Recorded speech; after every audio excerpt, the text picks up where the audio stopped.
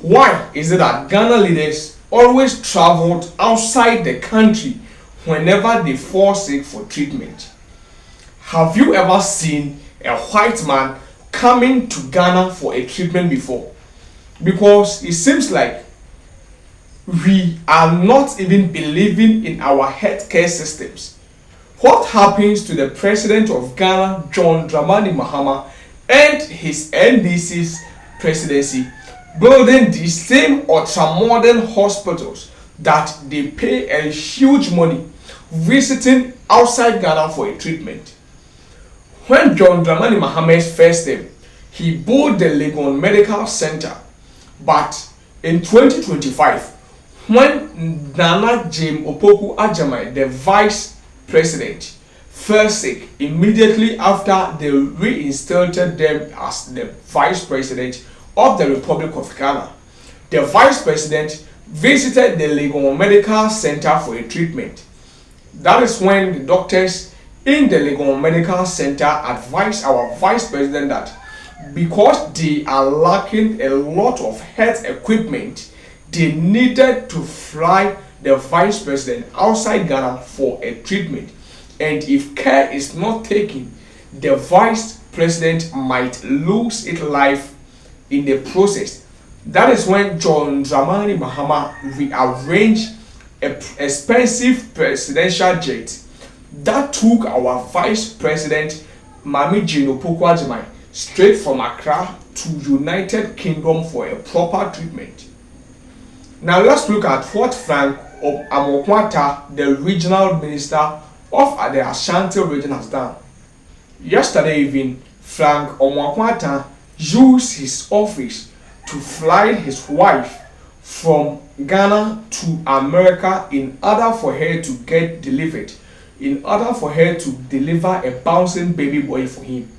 Why should it even be so? Has it gotten to the point that African leaders, most especially Ghana leaders, do not even believe in the capabilities of Ghana Health Service, in the capabilities and the abilities of our doctors and the nurses who are in charge of our various hospitals? Because it is becoming unbecoming, and it is becoming a tradition that whenever the Ghana leaders are sick, because they are leaders of the country, because they are having a lot of money, they need to fly outside Ghana for a proper medical care. What happens to the people of Ghana?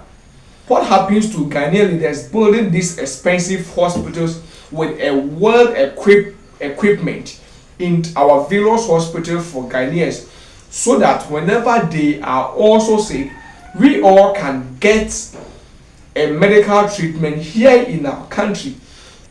Let me remind you, in 2025, the health minister Akando did a press media conference and promised Ghanaians that they are going to build not more than 300 chip compound in the whole of Ghana.